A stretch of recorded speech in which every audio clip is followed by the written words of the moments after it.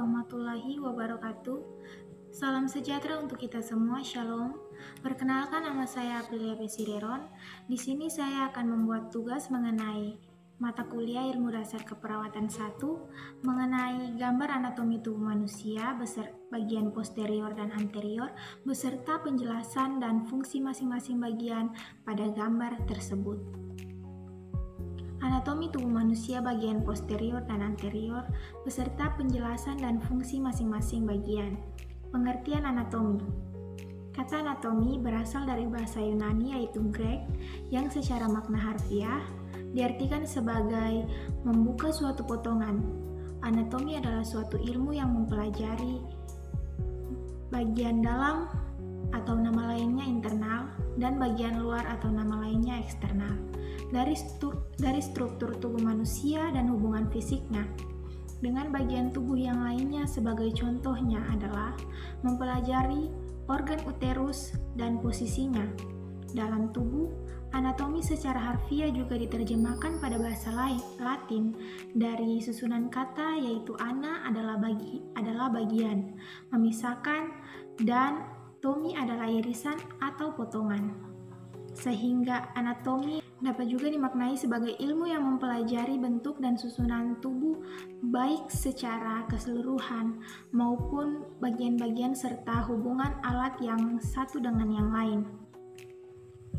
Bagian-bagian anterior antara lain, yang pertama frontal atau dahi, dan yang fungsinya untuk melindungi otak serta bola mata.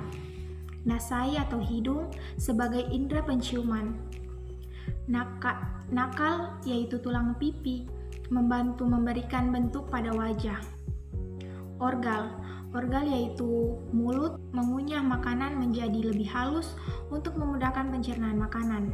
Sertifikal atau tulang belakang leher, menopang dan memberi stabilitas pada kepala yang memungkinkan kepala bergerak di semua bidang gerak.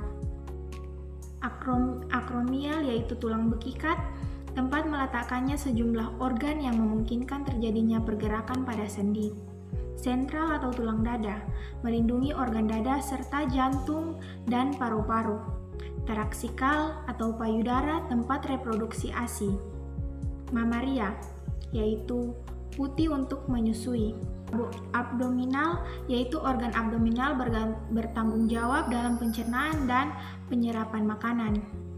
Brachial, yaitu lengan, fungsinya melenturkan lengan pada sendi siku. Anterbrachial, lengan bawah sebagai tempat perletakan otot lengan. Umbilikal, tali pusat, yaitu tali pusat plasenta menjaga viabilitas kelangsungan hidup dan memfasilitasi pertumbuhan embrio dan janin.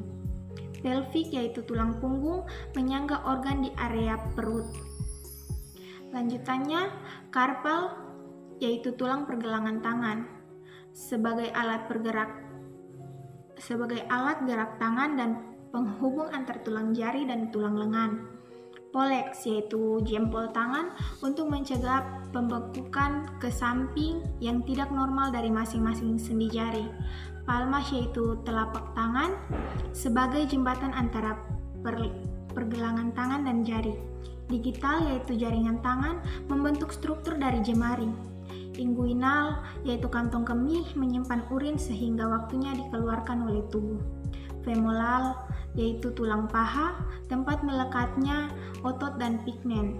Pubis atau genital, yaitu alat kelamin, melindungi organ reproduksi bagian dalam. Patella atau tulang lutut, membungkus dan melindungi sendi lutut. Fibular, tulang betis untuk menahan beban atau berat tubuh. Tarsal, yaitu pergelangan kaki yang memudahkan manusia dalam aktivitas berjalan maupun berlari, serta membantu manusia berdiri secara baik. Terakhir, hallux atau tulang jari kaki sebagai alat gerak yang pasif. Anterior dan posterior. Anterior yaitu ventral, merujuk pada depan bagian tubuh, dan posterior atau dorsal merujuk kepada bagian belakang tubuh. Bila digunakan dalam konteks anatomi, jantung terletak posterior dari serum dari serum karena jantung berada di sebelah belakang serum. Begitu pula sebaliknya, serum terletak anterior dari jantung. Contoh lainnya adalah sebagai berikut. Yang pertama, pectoralis major terletak anterior dari M. pectoralis minor. Yang kedua, cripes brachii terletak posterior dari M. biceps brachii. Yang ketiga, patella berada di anterior dari os femur dan os tibia. Demikianlah hasil presentasi saya di hari ini. Sekian dan terima kasih.